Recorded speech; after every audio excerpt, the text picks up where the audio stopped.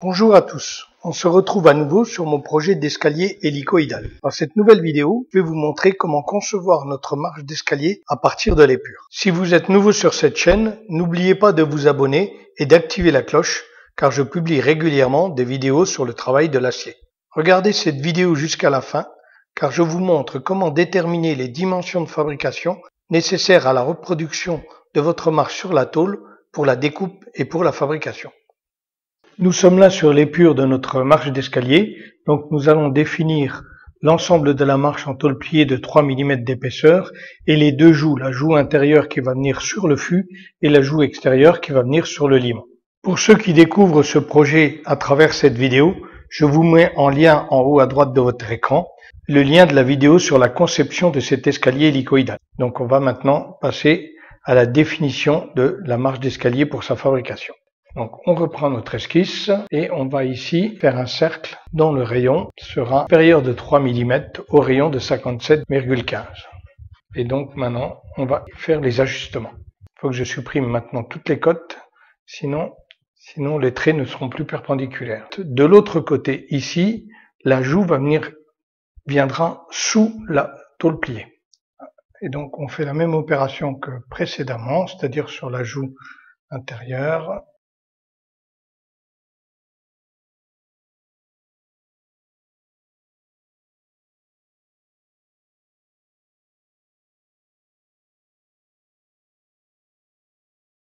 Voilà. Donc ma marche d'escalier maintenant est entièrement définie.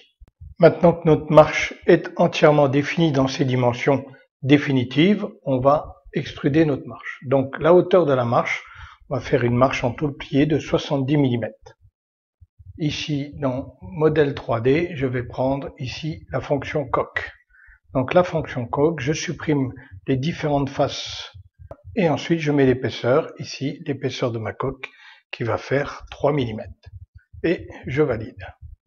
Donc comme c'est de la tôle pliée, donc je vais lui mettre maintenant sur chaque bord, je vais lui mettre des congés. Donc maintenant si je fais un zoom, je vois bien ici que j'ai mis, ici j'ai le congé ici en haut, et je vais faire le tour, voilà, et j'ai le congé ici, voilà. Alors je n'ai pas utilisé la fonction tôle pliée, parce que d'une je la maîtrise pas suffisamment, et deuxièmement ça va aussi vite en faisant comme ça. Donc mettez-moi dans les commentaires si on va plus vite en utilisant la fonction définir une pièce pliée. Pour définir les platines qui vont nous servir à assembler les marches, on va créer un ensemble. Dans cet ensemble, nous allons importer une marche. Et à partir de cette marche, on va définir les platines côté fût et la platine côté limon. Une fois que notre marche est importée, on va créer une nouvelle pièce. Cette nouvelle pièce sera la joue côté fût.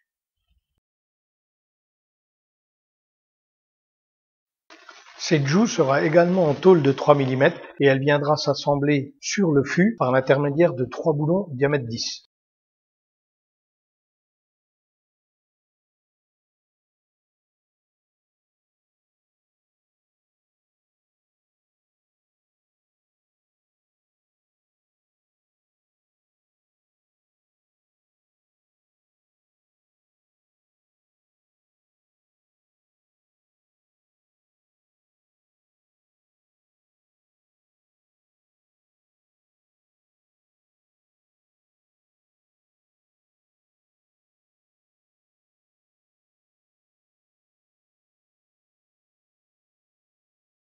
Une fois que l'on a défini la joue, on va positionner nos 3 perçages. Je vous ai filmé mon écran pour vous montrer comment j'ai positionné ces 3 perçages sur le logiciel Inventor en utilisant les fonctions plan.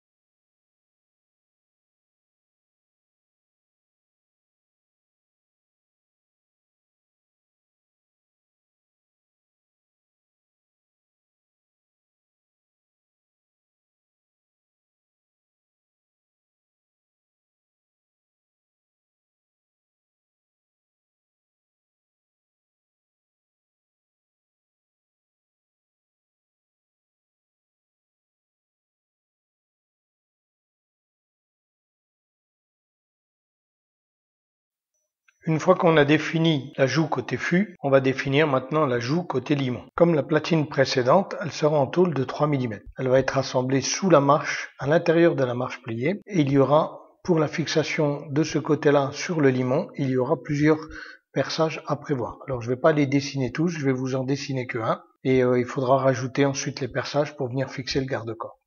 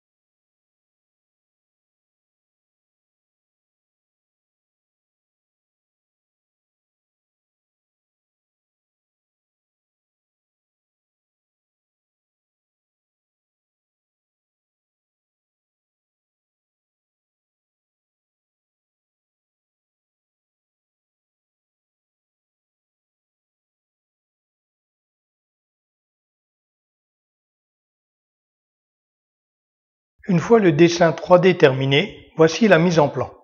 Sur ce plan, il faut déterminer les dimensions de la marche, des joues et la position des usinages, pour pouvoir les reporter sur notre épure à l'échelle 1.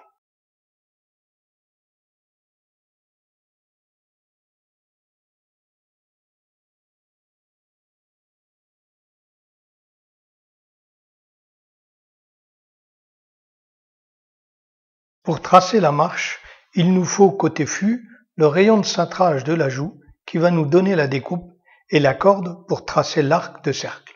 Côté limon, même chose, le rayon et la corde pour tracer et positionner l'arc de cercle. Une fois ces dimensions définies, on peut développer la marche et tracer notre épure. Ça fera sans aucun doute l'objet d'une prochaine vidéo. Pour la joue côté fût et celle côté limon, il faut en plus déterminer la position des perçages. Pour cela, il faut connaître l'angle qui permettra de calculer la distance d'un bord au premier perçage, du même bord au second perçage et idem pour le troisième. Il suffira de reporter ces distances calculées sur le périmètre du cercle sur la joue après cintrage.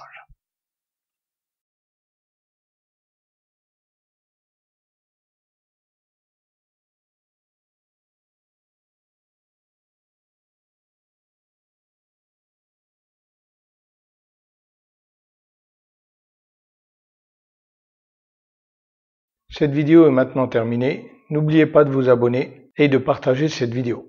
Moi je vous dis à bientôt.